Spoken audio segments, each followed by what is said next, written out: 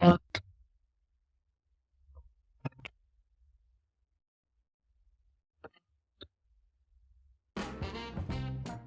welcome to CubsPS Plus, Northside Numbers Game, a weekly podcast that dives headfirst into the analysis of hot topics driving Chicago Cubs baseball. The host, Mike Waller, lifelong Cub fan, full-time baseball stat nerd, and soon-to-be youth baseball coach. CubsPS Plus is part of the Bleacher Bunch Productions on the Fans First Sports Network, joining great shows like The Sun Ranto Show, Cup of Cubby Blue, and Baseball Rabbit Hole. The Bleacher Bunch feed is available wherever you get your podcasts, and CubsPS Plus is always available ad-free Patreon supporters at patreon.com/CubsPS Plus, where you can support the show and always find a variety of benefits for as little as $1 a month. In addition to the podcast feeds, you can also find me on Twitter, or X, Instagram, TikTok, Threads, Blue Sky, and YouTube, all at CubsPS Plus. Spin on the baseball metric OPS Plus. Love the pod or hate it, please drop a review wherever it is you find your podcasts. If you've done that, thank you so much. Maybe you can share an episode with a friend. Welcome into episode 74, the Zach Short episode of this podcast. I wanted to toss a nod to former Cub draftee Zach, also a favorite co-host on the compound, for earning an opening day roster spot with the Mets. Zach is really wearing number 21 this season, but he's been wearing number 74 and wore it all through spring training, so I thought he'd be a good drop here. This week's episode is an interview I've been trying to line up lately around my surgery, and it's not particularly opening day related, but I'm joined by Matt Pirro, pitcher of former Wake Forest Demon Deacon and Washington Nationals farmhand, who joins me to talk about the changes over the last decade in technology related to pitching development. Are you ready? I'm ready. Here we go. This week's episode is going to be a little bit of a mixed bag. I have an interview. We'll get to it here in a few minutes. I think you're really going to enjoy it. And also, this is a podcast I'm recording ahead of time. I have spring break plans with the family this next week, and hey, I'm out of my split that I showed you guys the other day. I'm in a brace. I moved my arm a little bit. That's all good. I can get back to much more in terms of daily activities, but if you guys don't need to hear about that, let's hear about the Cubs. So last night was opening day. I'm recording this on Friday. I'll probably release the episode probably on Monday. And then I'll get back to hopefully recording something next weekend. I don't want to overreact, but today's topic, I've got Matt Pirro, former pitcher with Wake Forest, who was drafted into the Nationals organization, continues to coach young pitchers today, and he's going to talk about pitching development, some of the technology brought in there. But since this is an episode to talk about pitching, I want to talk a little bit about Justin Steele. So last night, Justin Steele looked really good. He was really sharp early. Before he got hurt, he threw 4 2/3 innings, gave up 3 hits and a walk, 6 strikeouts, gave up 1 run. I mean, he looked like basically mid-season form. I don't know how long they were going to let him go. He was at 67 pitches. So if he gets that, say he fields that bug without pulling the hammy, gets another out, he's like a 70. Maybe he goes 1 more. They probably weren't going to push him far on opening day. But they're saying, obviously, when you lose your ace, that's definitely not a good thing. He's definitely one of the guys on this team that the Cubs can least afford to lose. I don't know if anybody in a 162 game season is completely irreplaceable, depending on how long they're out. And we don't know on Steele yet. So this is Friday. It's early Friday afternoon. I have not seen any results yet from his MRI. I don't really expect to. I think with the MRI, they're going to take the imaging. Everybody knows he has some sort of a hamstring strain. It looked like he was getting along reasonably okay last night. Craig Counsell said the injured list is likely. I certainly believe that because there's no reason for them to do anything with Justin Steele that's going to hinder his ability to be as healthy as possible over the course of 162. So I certainly assume he's going to miss 1 to 2 starts here. You miss 2 starts, that's easily a 10-day IL thing. You might as well go on the IL, backfill the roster, see him a full roster going forward. And we'll see. I'm hopeful he'll miss, 1 to 3 starts. Even 4 would not be catastrophic. Start getting much more than that. And the Cubs rotation does have questions. One of the things I keep seeing is, I think heading into the season, I think you either love the Cubs rotation or you were really uncomfortable about it. I was pretty optimistic about it. So let's walk into about the start of the 4th inning yesterday. Justin Steele's healthy. He's looking good. We know Tyone's on the shelf for a couple more weeks. we'll see. He's got a long track record of being a solid pitcher. I like what I've seen from Kyle Hendricks coming back from that injury last year. I'm fairly optimistic. He's not going to win Cy Young, but I said in the preview episode, this isn't vintage 2016 Hendricks, but I think he's a guy who can still get outs. Jordan Wicks has looked really good in the spring. He looked really good at the end of last season when he came up. I think he's on this show and other places. You've heard people talk about him. And Greg Huss just talks about him like he's an absolute bulldog, and I absolutely believe it. He was unfazed last year when he gave up that leadoff home run, and then I think he walked or hit a guy, something like that. And then he was just nails for the rest of his outing. He battles through. If he doesn't have his full stuff, he will still give you a good, strong outing. And then you go to Javier Assad. He's a guy I talked about a lot on the show. He's from a numbers, from an analytics, from a StatCast and raw data perspective. In fact, Matt and I talk about Javier Assad a little bit, or pitchers like him. His stuff doesn't blow you away. And when you look at the underlying metrics, the StatCast data, he's a guy, he doesn't get chase. He doesn't get whiff. That means guys are reading his pitches. He's not getting the chase out of the zone, and they don't swing and miss a lot. Now, the swing out of the zone and the chase, Javi throws a lot of strikes. So he fills the zone up. So he's not a pitcher that relies on chase. But he also doesn't get it. On the flip side, the negative side, he does give up a high barrel rate, which means that when they see him, when they hit him hard, it's often barreled up. And barrel rate is something very specific. So that is, I forget the exact equation, but I think it's 95 miles an hour exit velo plus a 20 to 35-degree exit launch angle. I mean, it's a combo of exit velo and launch angle. I forget the exact math right off the top of my head right now, but he gives up a pretty high barrel rate. But when you look on court across all of his pitching, he gives up a really low, like league-wide low, not the lowest in the league, but one of the better ones in the league, consistent average exit velo. He gives up a low average exit velocity, which means consistently, while guys will barrel him up sometimes, guys are not consistently hitting him hard. He has a really high ground ball rate, gets a lot of guys to beat things into the ground, which is great with this infield and the defense the Cubs have. So I'm pretty optimistic about him. And this is going to be a year, I think, that tells us a lot about who Javi Assad is. He looked really good at the end of 2022 when he came up. He's a guy that, Greg Huss has come on the show and talked about. He was looking like he was maybe not going anywhere. He changed his pitch mix a little bit, slider, and kind of set him up. Now he's got pitches that play differently. I think there's a chance that Javier Assad is an actual outlier. His fastball plays in a unique way. It's not a true unicorn pitch like Justin Steele's cut right fastball is. But there are things to like about his stuff that give reason to think that he could really be an outlier. So with that's the rotation of 5 right now. So Steele goes down, and you look at depth. Smiley is on the team right now. He's kind of the guy who you would look to for the long guy.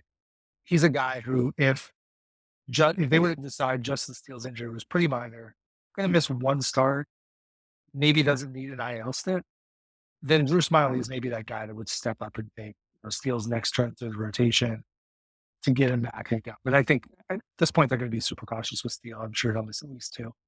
So I don't know that they necessarily plug Smiley into the starting rotation. They could.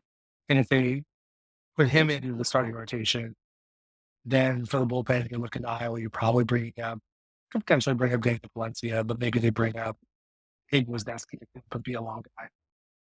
But if it's not Drew Smiley, then I think the next 2 guys who are in line would be Hayden Wisniewski and Ben Brown. Wisniewski did not look good in spring training. Make no bones about that. But I think Craig Counsell likes him, and the raw stuff that we all saw when he came over from New York, when he came up late in the 2022 season, plays through that immaculate inning, that stuff is all still there. His issue is kind of like Adbert's, and we saw that last night. Getting lefties out sometimes is a problem. And that's more of a problem when you're starting pitcher and you're going through a longer lineup. You're going through it potentially 2 to 3 times. It's something he's got to continue to work on. But I think there's, Craig Counsell talked about it at Cubs convention. He's talked about it during spring training. We saw them send Wisniewski down to stay stretched out as a starter.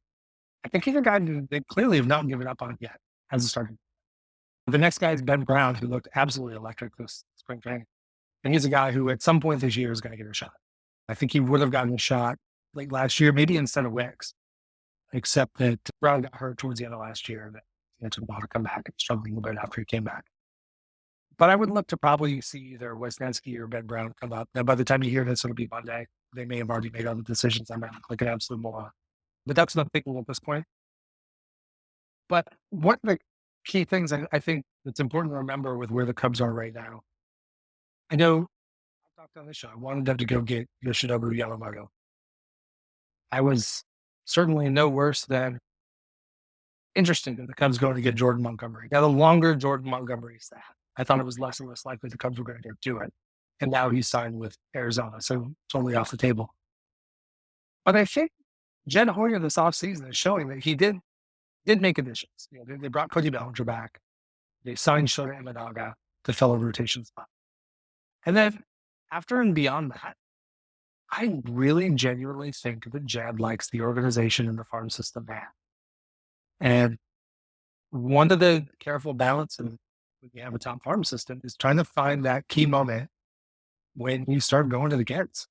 Because it's one thing to be a top 2, top 3, top 4, wherever you think this farm system ranks. I think Baltimore's clearly number 1, and then a lot of places have the Cubs 2, maybe 3.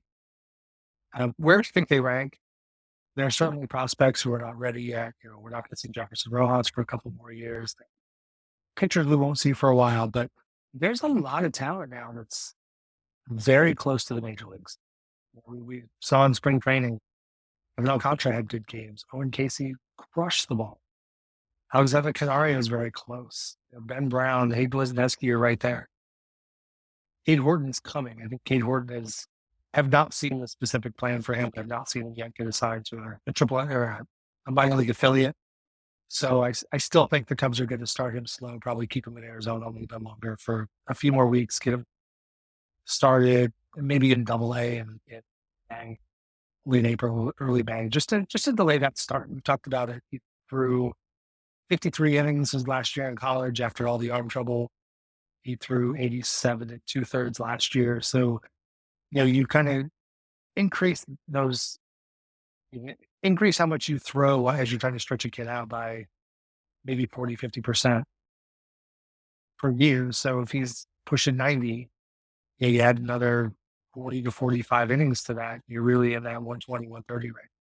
And I think what the Cubs don't want to do is get into a situation like the Nationals got into back in 2012, 2013 with Steven Strasburg, when he came up and they brought him up probably too early in the season. He was absolutely electric. They were worried about injuries and they were in a pennant race and they shut him down. I think the Cubs are going to try to work this out so that whenever it is that Cade starts, assuming he stays healthy and effective, that he's going to go and pitch through the end of the season, whether that's the whole year in the minors, whether that's coming up to the bigs and finishing Chicago. So I think he's coming, but not yet. And so the Cubs are betting on that organizational depth. Now, the Cubs also have the prospect capital, clearly as the number 2, number 3 farm system in baseball, to go make a trade and get a guy. And so that's something that the Cubs can do anytime between now and the trade deadline to help this team out. And we'll see. The first thing to watch is how long Justice Steele's out. If it turns out that Justice Steele's injury is worse than I'm reading it to be, and he's going to be out, 6 weeks, 2 months, a 60-day IL stint, something like that, then that's a much bigger deal. And then I think they probably start looking at some of the kids quickly and get an assessment of where those guys are right now. And then the Cubs might have to look to go make a move. Otherwise, you ride this out. If Steele misses 3 weeks, 4 starts, you go through it, you fill in with whatever it is you think. But at some point, there's a line that has to be crossed where prospects become, you either trade them for major league pieces or you find out if they're going to become dudes. And now with Brown, certainly with Wisniewski, probably soon with Cade Horton, it's going to be time to start finding out. And finding out, every time you get new info, you get smarter, you get the better position. So if the Cubs find out that Ben Brown isn't ready. It doesn't mean like Ben Brown's still pretty young, right? He's 24, maybe 25 this year. Even if he comes up and struggles and is not ready right now, that doesn't mean he's a bust. It's never going to pan out. It just may mean he's not ready right now. But that starts to tell you what you have to do for the rest of the season. And so we'll see where that goes. But I think the Cubs have done a lot with their pitching infrastructure. Matt and I are going to talk about kind of what goes into that, some of the tools behind the scenes, what those are used for. He'll talk about his experience. He was at Wake Forest when the technology started to emerge. Wake Forest has long been a school at the tip of the spear on pitching development technology. And so it's an interesting position because he started at a time when some of that stuff wasn't there. It really blew up after he left. He stayed connected. Now he's staying connected to baseball circles and he's seeing a lot of different teams doing a lot of different things. But talking through kind of it gives an idea what the Cubs have built, what they're relying on. And if the Cubs trust their infrastructure, the Cubs should be able to produce some arms to come up and help show depth and help fill this. If not, maybe we'll find out they really didn't do enough this offseason. Maybe we'll find out the depth of the system is not as good as maybe it's advertised right now. But I think right now, Jed Hoyer is placing a bet squarely on the organization of the farm system. And we're going to see how that pans out. I'm going to turn it over to my interview with Matt. Hope you guys have a great week along the way. Hopefully the Cubs, when I come back, hopefully the Cubs are like 6-1, 7-1, something like that. But I'm just looking to, as I said there, I'm looking to get through this April, roughly 500. The Cubs have a tough schedule to start. It does stay tough for the first half is a lot tougher. I think the second half, at least on paper right now. So get out to a decent start. Don't lose the division now. But I turn it over to the interview.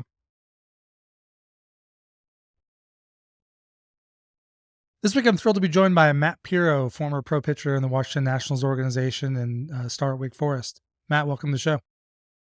Hey, Mike. Appreciate you having me. Yeah.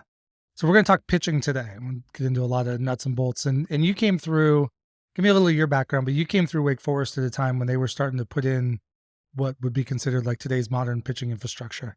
Kind of talk me through that. Yeah, so came in at a really interesting time. Was truly there right as the pitching lab was being built. Didn't get to use it myself, but started to get to use a little bit of the technology that was going to eventually be in there. And what's your background as a player? So you came up, you were at Wake in the early 2010s? Yep, I was a freshman in 2011, and then graduated and got drafted by the Nationals in 2015. And what was the difference between like life in college and then the pros? Because now I've heard the Nationals are not exactly the most proactive development organization, but was there a big difference between what you saw at Wake and what you saw with the Nationals? Yeah, a dramatic difference. And I think the biggest thing, right, is when you go from a Power Five school and into professional baseball, it's a little bit of a culture shock, right? You go from beautiful facilities and having everything that you need to, some older buildings and older facilities and older programs, frankly. So it was definitely a little bit of a shift in culture shock. But at the end of the day, right, it's still baseball. It's still out there competing. And, I think the biggest difference, right, is the guys just get that much better at that level. So what was in place at Wake when you started? So that was kind of before all the pitch development. Like what's the kind of the old school way that you saw coming through? Yeah, it's funny. My wife actually mentioned the other day, we're coming up on our 10-year reunion, which is crazy to even think about. But you think back to it, we were doing a lot of our video review on cell phones, right? Coach taking a video of you. We had some of those, old, I forget what they call them, but they're the white cameras that you see around stadiums that were getting the different angles of pitching. But not a whole lot from a technology perspective, right? You're just pulling up the video of each pitch. It's categorized and documented with a velocity, and you can see it from every angle. And we kind of slow it through and go frame by frame. That evolved over my time at Wake. By the end of it, right, we had a full blown TrackMan system, on all sides of the field. But I never got into the full, biomechanics side of things or the edgertronic camera side of things. TrackMan was really that first, toe in the water for us, and was there for part of that. And now, I mean, TrackMan's everywhere and they've got the Hawkeye system and everything else. Like, what do you think I know you work with a lot of young pitchers now. What do you think is I guess, the biggest change in terms of like, how would you have applied it to yourself going back 10 years? Yeah, I think it truly comes down to the ability to make quick changes, right? You think of what is available to players today and what's available to coaches today.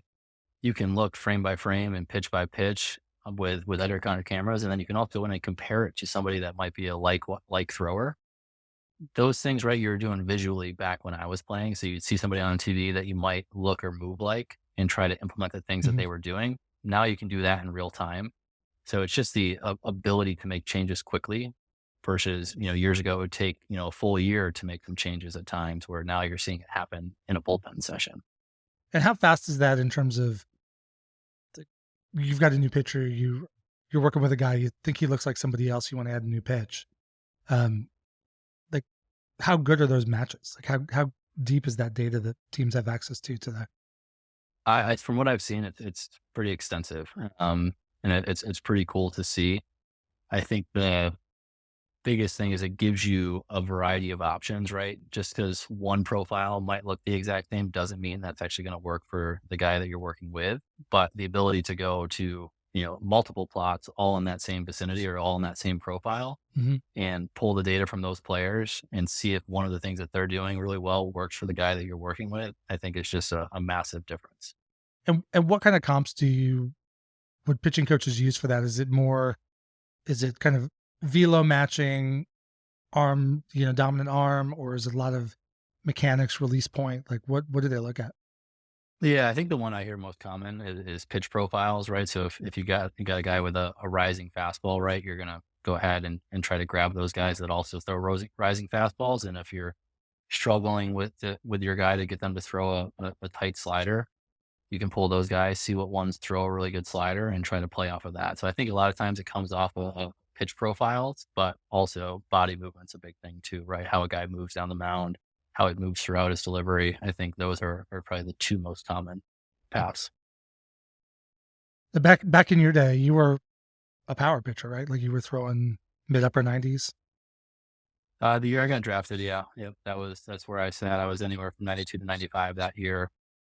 Prior to that, pitched in more of the 88 to 91 range. Back when guys, not everybody threw 100 miles an hour. Yeah, back when he pulled out the scouting report in 88 to 91 was on the higher end of things. Now you're rolling out rosters and scouting reports of 9, 10, 11, 12 guys, 95 or better. So yeah, it's changed quickly in 10 years. That's crazy.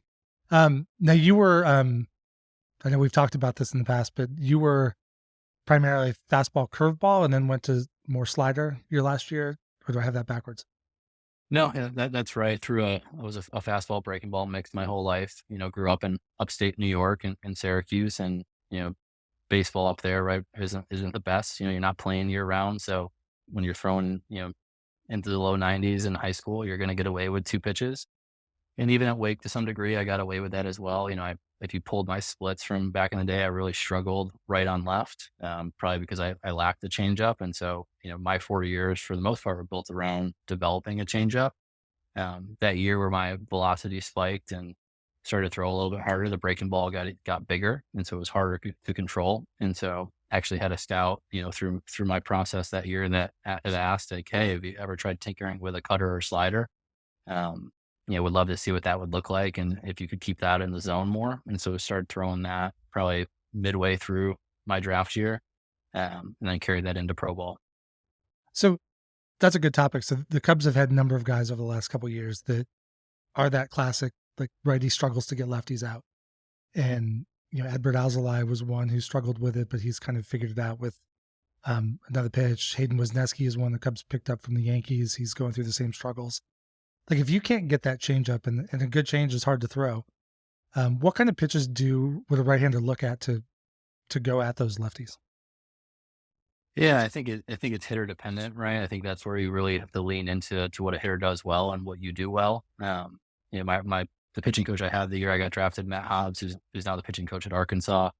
His whole philosophy was, we're going to do what you do really well, and we're not going to worry about what the hitter does, right? So it's almost leaning into more of those outlying pitches that you may already have versus like, hey, you need to add a third pitch or a fourth pitch to be able to get this type of guy out.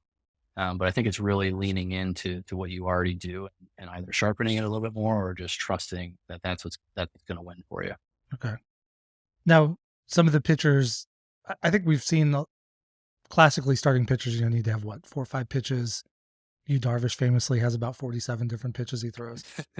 But um, there are some pitchers who seem to get by on just a couple pitches. And Justin Steele's an example for the Cubs. He's got kind of that bullet spin fastball. What is it about those kind of unique pitches, kind of those unicorns or those real outliers that really allow a guy to get by with maybe 1 or 2 pitches or maybe occasionally use a third? Yeah, the answer is kind of in what you just said, right? They're truly outliers. It's not an everyday, it's not a book pitch, right? Like it's something that a hitter is not seeing day to day or arm to arm. And so like, you watch a college baseball game today or a major league baseball game today, and yeah, you see the average velocity has shot right up. I think the year I got drafted, it was like 89.7. And I think last year was in the upper 93s to maybe low 94s, if I remember correctly. Well, hitting really hasn't changed a whole lot other than launch angle and what guys are trying to do offensively. And there's a Mhm. lot more swing and miss, but that's more, I think swing dependent. It's, I think it's just really comes down to, what they see every single day and being able to adjust to that. And that's why those guys that have those unique pitches, right? Tampa's famously done this with guys. They find outlier pitches and make those guys into really valuable pieces. And I think it just comes from a usage perspective, right? Really leaning into that. And teams now have that data to be able to say, hey, so-and-so, you're getting an 80% whiff percentage on this pitch, but you're only throwing it 25%. We need to flip that, right? That pitch needs to be thrown 60% of the time. So I think that's a big component of it too. And what goes so in terms of the pitch usage, I think a lot of guys are still kind of fastball heavy, but what goes into the balance between using a curve versus slider, how often to mix the changeup in there? Is that really unique per pitcher, or are there some kind of schools of thought there? Yeah, I think there historically has been schools of thought, right? Like, you don't want to follow certain pitches with other pitches, and you want to lean into what you do really well, but a hitter might like something in a certain count, right? I think that's flipped a lot, and I think that's where the analytics of the game have really taken off, and you're seeing the percentages of swings, you're seeing the percentages of whiffs, you're seeing all of that compiled together to really dictate what pitch is being thrown and what count and where and why. To the point where, if you talk to a hitter today, right, they're looking at one specific spot of the zone for one pitch, right? And if they get that in the at bat, great, they're going to do damage on it. But if they don't, the stuff has gotten so good that they're really not going to be able to fall back into that. But I think it comes back to the analytic portion of things of just, hey, we can see by the data that this pitch is getting X amount of whiffs every time it's thrown. You need to throw that more versus maybe the old school thought of, hey, you need to be a 3 pitch guy or 4 pitch guy and have a mix. Let's back up a little bit. So talk about the pitching lab, and I know I think you're still pretty connected to Wake Forest. You kind of have an idea what's in their system, and I think and baseball's a copycat game, right? As soon as something's working for somebody, that they're all buying the same stuff. Um, so walk me through what's in a pitch lab. Like, what kind of equipment do they set up, and how do they use the different components?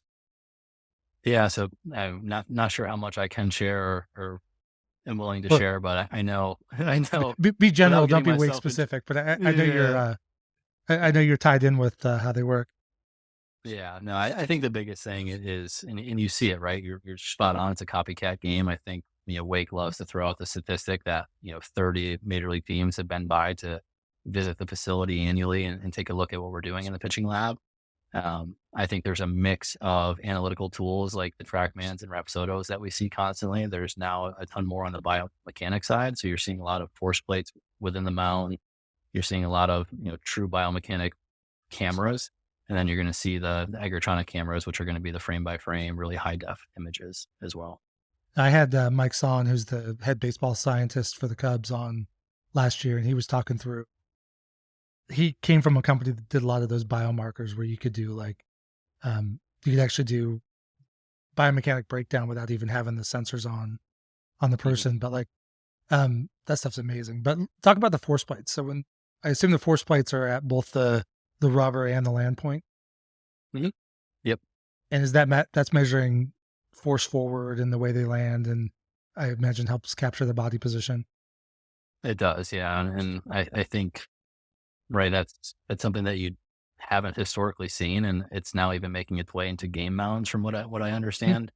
But just being able to measure that force at impact that's being placed on the shoulder, the elbow, other parts of the body, from an injury prevention standpoint, huge, but also from a delivery building standpoint, also huge, right? You're able to take a guy um, and really just work around that, right? If at foot strike and at ball release, there's a ton of stress on the elbow, and you can see that. You're able to go in and make some mechanical adjustments to maybe alleviate some of that stress or that pain and help that guy stay on the field.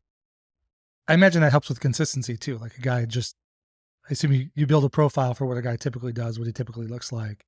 And if things get a little wonky or he's losing his command, like you can go back and look, or he's feeling some pain, go back and look through and see maybe what's changed. Yeah, I think it's like anything, right? You start to build a little bit of a historical deck, right, and a historical backlog. And so, if a guy is doing one thing really well in 2022 and in 2024 he's really struggling to repeat what he did, you can now go back and look at how he was moving at that time and try to build things to get him to move like he was back in 2022. So I think it's great for player development. It's great for the game. I wish I had all of these things when I was still playing. Hopefully, that would have prevented me from ending up on the shelf and being in software sales today. So, no, it's cool to see all the things that these guys have access to and are able to do on a daily basis. Let's talk about the Edgertronic cameras. I know everybody has those. Like, what does that give you? What does that allow you to do?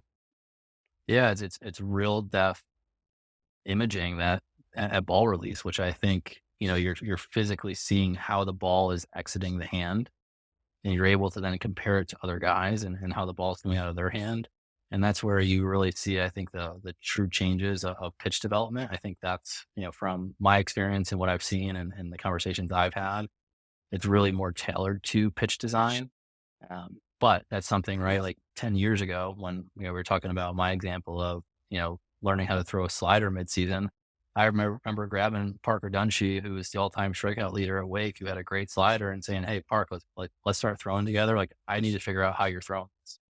And so it took weeks of playing catch to just see how he was moving and how he was throwing it and how he was gripping it, and then applying it myself and doing that. Whereas now with these Microtronic cameras, you can do that in real time in a bullpen session and in a true pitch design session. And that'll show to detail like how you're gripping the ball, hand alignment with the ball, how the ball is coming off that, whether you're getting it off the correct finger in the right timing, all that type. Yep, all of it. That's amazing. Yeah, it's not fair. Does the Edgertronic camera capture much in the way of spin? Probably right out of the hand, and that's Yeah, and spin to home plate, right? You can follow it all the ball, how the ball's revolutions are moving to home plate, which I think they use. I don't have a ton of exposure to that personally, but I think that all kind of ties into that pitch design world and pitch design sessions that we see today. And do you know what are the big improvements on Hawkeye over the old TrackMan system? Have you worked much with that? Haven't seen it personally. I've seen some videos. Wake is using Kinetrax. Okay. I know they've been pretty vocal about that this year and implementing that into what they're doing. I think the biggest thing when it comes to that, just like Rapsodo and TrackMan and all the other analytical tools that got implemented in the game years ago, there's that period of time where we have that data, but we don't necessarily know how to use it or how to coach to it or how to develop around it. I think, there are some really true practitioners now of that, that we didn't necessarily see at the front end of that. I think now biomechanics is going to be the next wave of that, right? We're seeing all of these new platforms like Hawkeye, like Kinetrax, get implemented into stadiums and into team programs. And, I think we're going to start to see over the next 3 to 5 years that biomechanic piece really become a true part of development. Not that it isn't today, Hmm. but I think we're going to see true practitioners of that, just like we do with the analytical piece now. Well, and that feeds into not only the performance, but also it's got to back feed into the training, right? Like you can see where No, a guy's absolutely. doesn't have enough strength, needs more rotation, needs more drive off the legs, whatever it happens to be. Yeah, no doubt. Absolutely. It kind of feeds the whole algorithm, right? As an athlete and as a player, right? It kind of gives a North Star of where to run to versus a guessing game. So how do you think some of this new stuff would have changed your game back in the day? Yeah. I mean, I think it would have made a world of difference for me personally. I think, I tore my labrum and rotator cuff in spring training of 2016. Um, I would love to think that a lot of this would have prevented it, whether, with shoulders, right? You don't necessarily know exactly when it tears, right? A lot of guys Mhm. have fraying, right? If you grabbed a thrower's shoulder and took an MRI of it, you're going to see a tear. It's just the variation of how bad the tear is and what the discomfort level is. So I would love to think that, having some of this stuff, earlier in my career would have helped prevent some of that. My guess is from a force perspective, I was probably applying too much or too little or had too much stress on my shoulder at certain points in my delivery that may have been able to have been changed quicker. It's funny, when you and I were growing up, I'm older than you are, but still we're kind of pre everybody having Tommy John surgery all the time. Um, Shoulder injuries used to be the biggest fear. Mhm. Now it seems way more elbow. Like, is that more just the velocity and the force? Yeah, I think Tommy John, surgeries have continually become more prevalent in with how hard guys are throwing today, with how much force they're applying to a baseball, with how much they're spinning a baseball today. I don't know that number is ever going to decrease. I think shoulders, right, with technology, I think that's been aided a lot more. But in the same breath, right, guys come back from Tommy John, whereas you still don't really see guys making true recoveries from massive shoulder surgeries or Yes, injuries. Those guys don't usually come back the same for whatever reason. it's true. Mm. What do you think? So, when you look around the game today, like, what do you think are some of the best pitches in baseball? Which guys do you look to that have just the stuff you can't wait to watch? There's, I wouldn't say that I have anybody that really is a true, like, I got to watch this guy throw today. I mean, I'm a born and raised Yankee fan, so I don't miss many Garrett Cole starts. Love myself some Marcus Stroman, which I know I've told you before. But for me, it's really more so about guys that just love competing and love being out there, and guys that I can go then point to the kids that I coach and say, hey, like these are people that you should be watching. These are guys that are out there getting after it. They want to be there. They want to compete, and you can see it and feel it. Those are more the guys I lean to stuff wise, right? Like the game today, 95% of the guys that get rolled out there, you're like, oh my God, like what was that? I was just watching a video of Jordan Hicks like last spring training outing, and I Oh, was God, he like, killed it. this is ridiculous. Like, guy's gonna go win the Cy Young this year. So, um, to me, it's not so much about stuff; it's more so about competition and the true competitors out there. Love me some Max Scherzer from back in the Nationals days too. Oh yeah, that dude. Talk about difference between pitch day and not pitch day. Oh my goodness, the backfield stories I have of watching him pitch the minor league teams.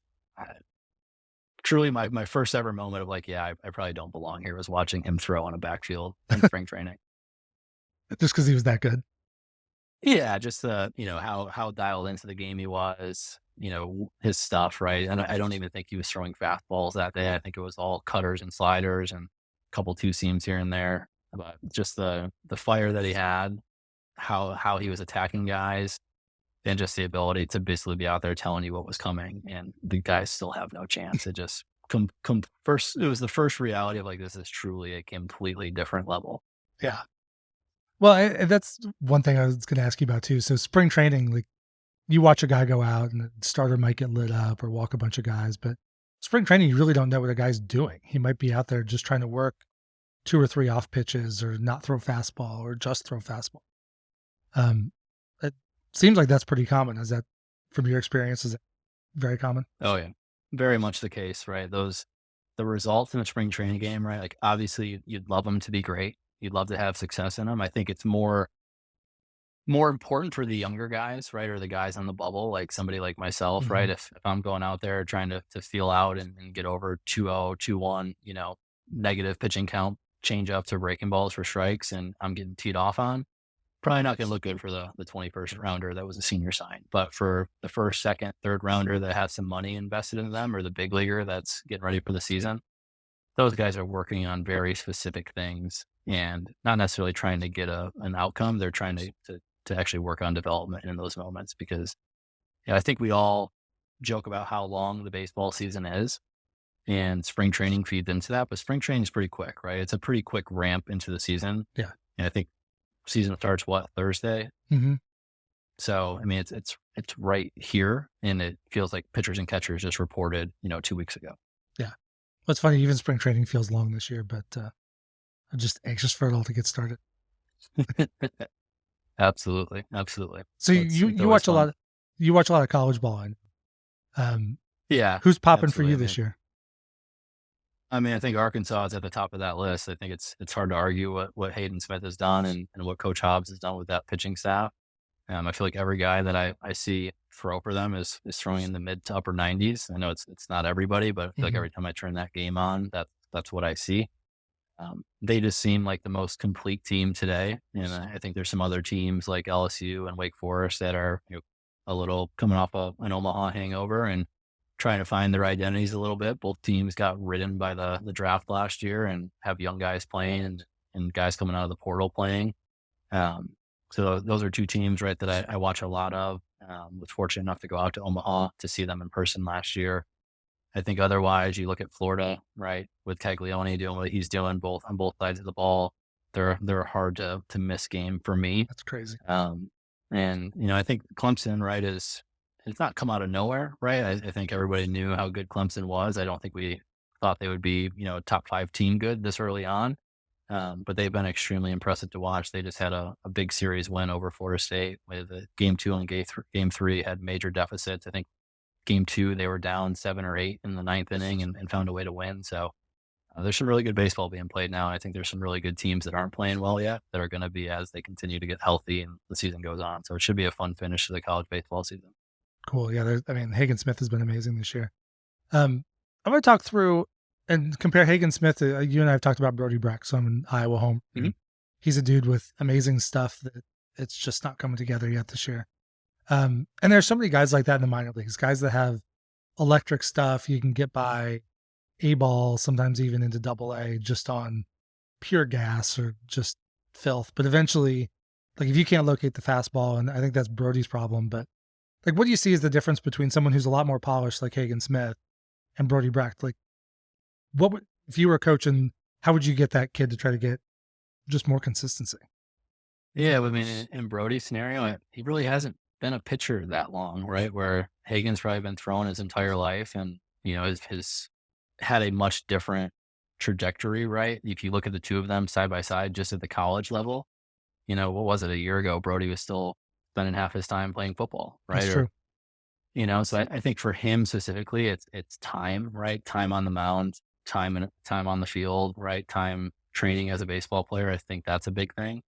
But I also think he's had this meteoric rise, right? Of like, who's this guy touching, into the low 100s and him becoming a full-time baseball player. I think that's tough to do. And then the expectations build. So part of it's right, just allowing him to step back and try to find his true identity. It seems like he's done that at times. I've caught a couple of his starts just to have some dialogue with you about it. And it seems like to me, the starts that he leans into the secondary stuff and isn't so fastball dominant, he's been a little bit better and a little bit more consistent. But I think really it's just for him, it's gaining that confidence to trust this stuff enough to get in the zone more. And from a movement profile perspective, I'm sure there's some stuff going on there. Obviously, we don't have access to that Sure. data and what that looks like, but I'm sure there's something going on in the back end that they're trying to make some adjustments to help him, deliver a more repeatable delivery. It just seems like there are so many guys like that. You get to guys who get to AAA and maybe flash at the big leagues. Cubs had Dylan Maples for a few years, who was absolutely ridiculous stuff, but just couldn't keep it in the zone enough to even get hitters to chase. That's got to be such a routine problem for pitching coaches to deal with at those levels. It definitely is. And I think a lot of times that stuff snowballs, right? Like, not that I was Brody Breck or anywhere close to that, but, if you look back to my last year, the year I got drafted, I walked a ton of guys, like probably historically bad walk rates. And I think a part of that, right, was it starts to snowball on you. All of a sudden you walk a couple guys in a game and you're like, oh man, I've been walking 5 or 6 every outing. And next thing you know, you're back at 5 or 6. And scouting reports get out there and people understand that and know that and know that you're not in the zone a ton. So, swing rates lessen, right? Whether you're making good pitches or bad pitches, it feels like. So a lot of times, some of that stuff can just happen from a change of scenario, right? Like he might get the pro ball and automatically get a little bit of an uplift, right? I'm sure whatever team selects him is going to have some tweaks for him. Mm-hmm. Um, but I would imagine just the clean slate's also probably going to help them too. So a lot of time, I feel like while delivery and repeatability of a delivery is key to throwing strikes. I think a lot of it's mental too, right? Like just getting the guy to believe in his stuff and believe in what he's doing, and have conviction around what he's doing. I think are the big things for those guys in those cases. Yeah. I guess I want to flip the opposite now. So we've got those guys that have just amazing stuff, electric stuff. There are also guys that don't have stuff that's really all that special, but still somehow manage to get outs. And I know for a long time people would point to like Kyle Hendricks as that kind of example, but I think he has a pretty elite changeup, and he's shown over the course of time that he's going to locate his pitches. As a Cub fan now, I look at like a guy like Javier Assad. If you look at his StatCast metrics, he does give up a pretty high barrel rate, but he doesn't get much chase or much whiff. But also overall, he very consistent over the course of like a season and a half, consistent weak contact. Like, is that particularly coachable, or is that just a guy who has a knack for throwing it where he needs to throw it? Yeah, I think some guys are just like that, right? Like for one reason or another, they just get outs. I think that's a tale as old as time, right? I think you can point to those guys in baseball throughout history that you're not really sure what they're doing or how they're doing it, but they're getting outs every single inning, and it may not look the prettiest, it may not look the flashiest, it may not be the most fun to watch, but they're in the dugout after 20 pitches, regardless of what the inning looks like. So I don't know that it's anything coachable. I think some guys are just have unique profiles that aren't, below average or above average. There's kind of in the middle somewhere, and they kind of play into what they do really, really well. And they do that at a very high level, right? I know, like you said, Kyle Hendricks is usually the example that people point to, and it's come to light over time that he has some pretty big outliers in what he does day to day. But I think, he still remains a great example, right? Of just pure stuff, competing in the zone at all times, day after day, start after start. I think that stuff starts to compound, and you start to build confidence behind what you're doing and how you're moving and how you're throwing. And to me, part of it's a competition piece, right? Like that true belief, that true competitor. Are you going to go out there and get outs or not? Find a way somehow, some way, right? Yeah. We used to talk about it, attacking hitters in 4 pitches or less. Those guys are often the guys that embrace that fully. Yeah. Yeah. You're not chasing the strikeout. You're just like, get a ball in play, get that ground ball and get out. And we saw with Kyle Hendricks when he had that shoulder injury, missed almost a full season. As that shoulder injury built up, even though he was never a hard thrower, he would still get, pretty consistently 88, 89, touching 90 on his fastball, and be able to throw his changeup at, low 80s, upper 70s. He got to a point where his fastball really sat down more to like 85, 86, and there wasn't that much difference anymore. And that's when he started to get hit hard. Yeah, I think, you start to lose, right, some of that uniqueness. The fastball is probably just hard enough to let the other stuff play off of it, and just enough to keep hitters off timing.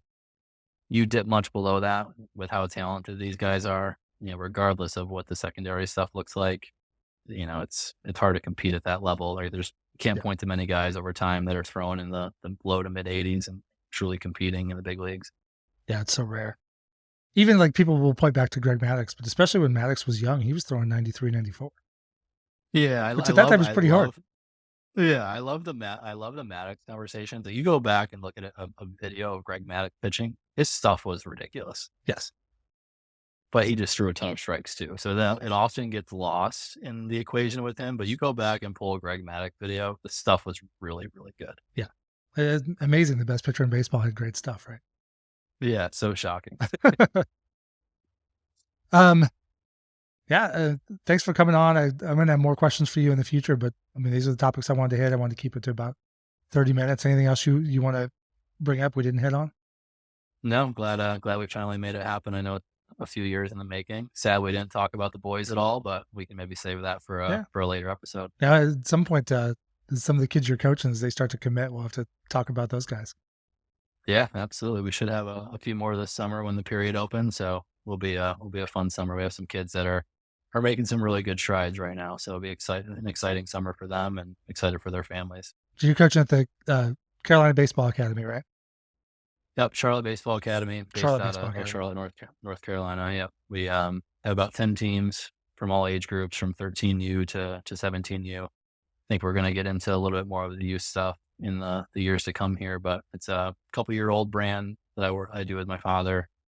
He spearheads the whole thing, but I help him out when I can. I know I mentioned it earlier on the podcast, but I have a 9-to-5 job, unfortunately, that I'm tied to most of the time. But my true passion is coaching and helping kids, as you know, where I do a lot of that on the Yeah. side. So we'll hopefully be able to continue to do it. Cool. Where can people find you? I keep things pretty private. I'm not out there a ton, but all of my stuff is under @Matt Pirro, both on Twitter and Instagram. Cool. Well, thanks for coming on. Appreciate it, Mike. Good talking to you. Yeah. Thank you for joining us today. If you like this episode, please drop a rating and a review wherever it is you get your podcasts, and share an episode with a friend. Just a few seconds from you gives me great feedback and helps other Cub fans find the show. You can find me on Twitter, Instagram, TikTok, Threads, Blue Sky, and YouTube, all @CubsPS+. And check out the Patreon page at patreon.com/CubsPS+ to help support the show. As always, the theme music for this podcast is Prospect Park West by Jerry McCoy. This is Mike Waller, host of the CubsPS+ podcast. Every day with Cubs baseball or talking about Cubs baseball is a great day. Go Cubs!